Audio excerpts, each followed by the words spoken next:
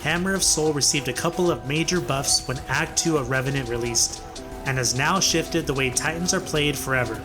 Soul now gains 3 times the amount of energy it previously did from killing enemies. Plus, it now deals additional damage versus champions, and that's just the beginning.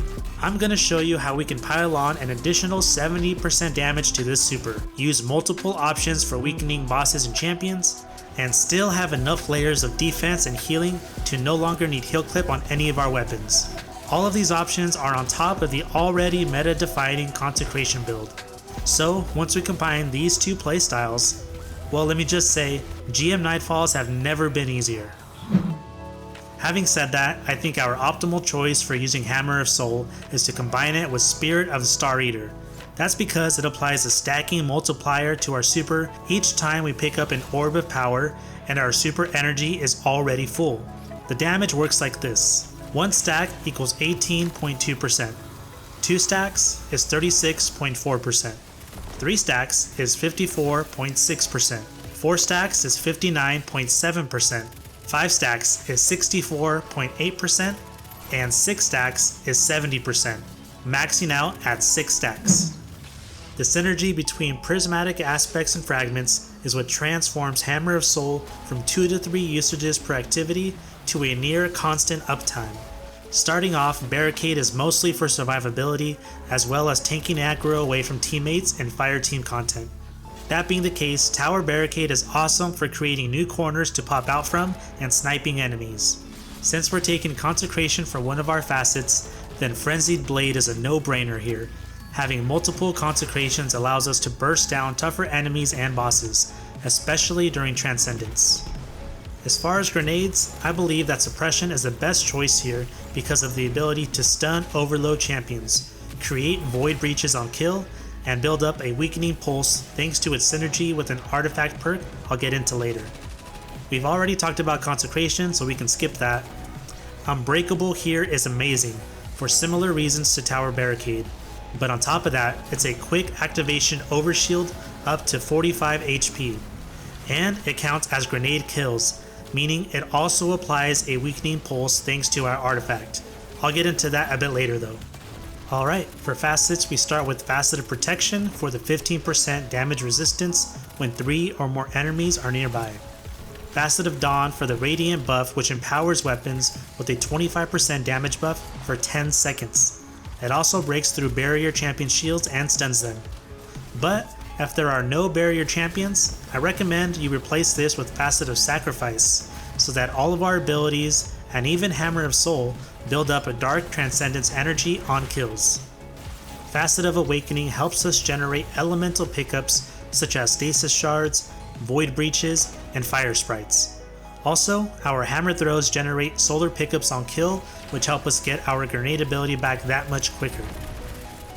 Facet of Grace helps us build our transcendence energy after we get kills from our super, which should be happening pretty often. Facet of Purpose helps us stay healthy through restoration whenever we pick up an Orb of Power. Lastly, Facet of Courage empowers our light abilities whenever the enemy is under a darkness debuff.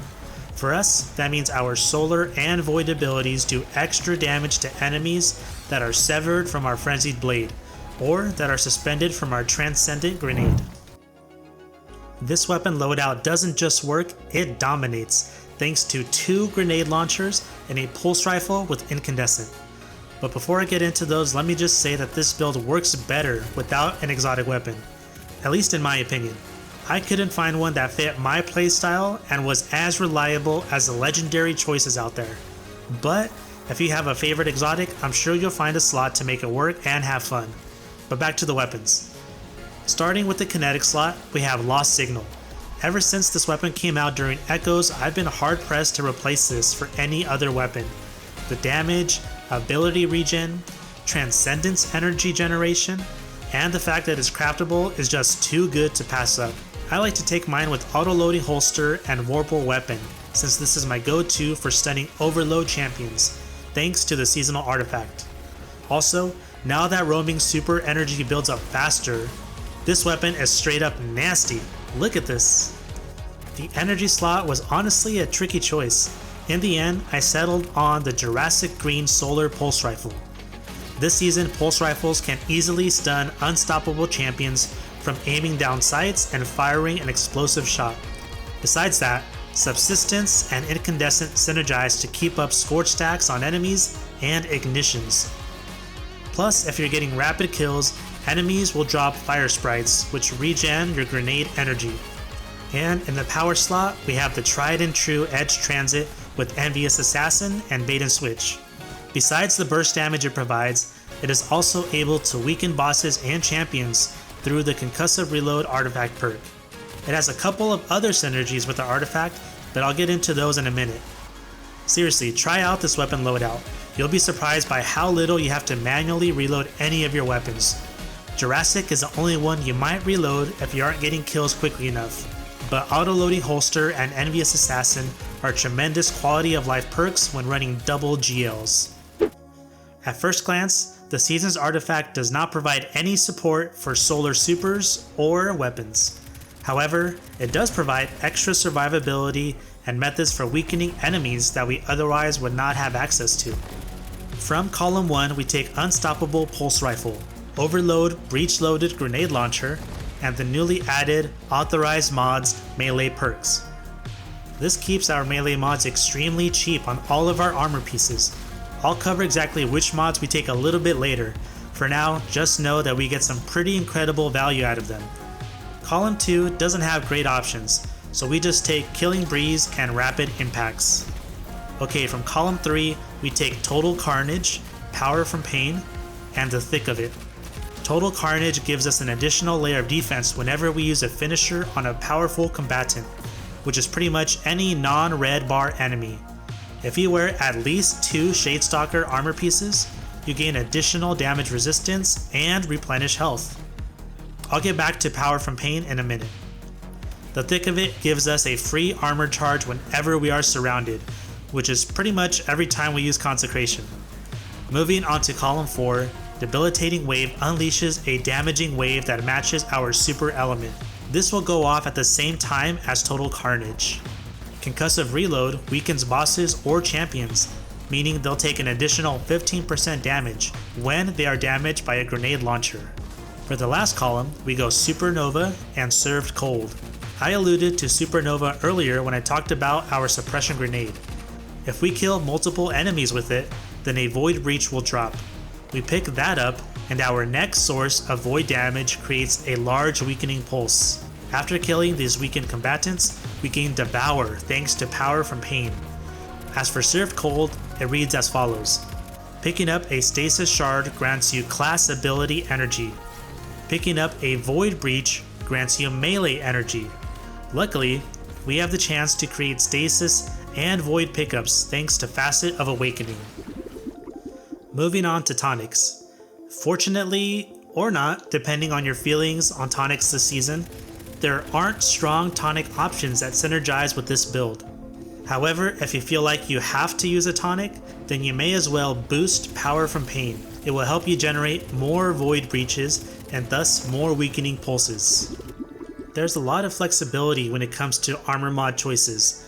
The most important thing is to take Spirit of the Star Eater on the exotic class item. That's because it empowers us with that stacking damage buff to Hammer of Soul. The footage you're seeing is with my Titan running Spirit of Inmost Light and Star Eater. The increased ability regen is great, but I think we could possibly take this build up a notch with Spirit of the Bear. Unfortunately, I've been unable to get that perk combination, but imagine being able to regen your super energy even faster through Unbreakable, as well as that 70% damage buff from Spirit of Star Eater. I think that's pretty nuts. I'm gonna try and farm that perk combo later this week myself. Again. Besides that, focus your stats like this. 100 to Resilience, 100 to Strength, then get as many stats into Discipline and Recovery as you can. Pretty simple. Also, keep one thing in mind when it comes to armor mods.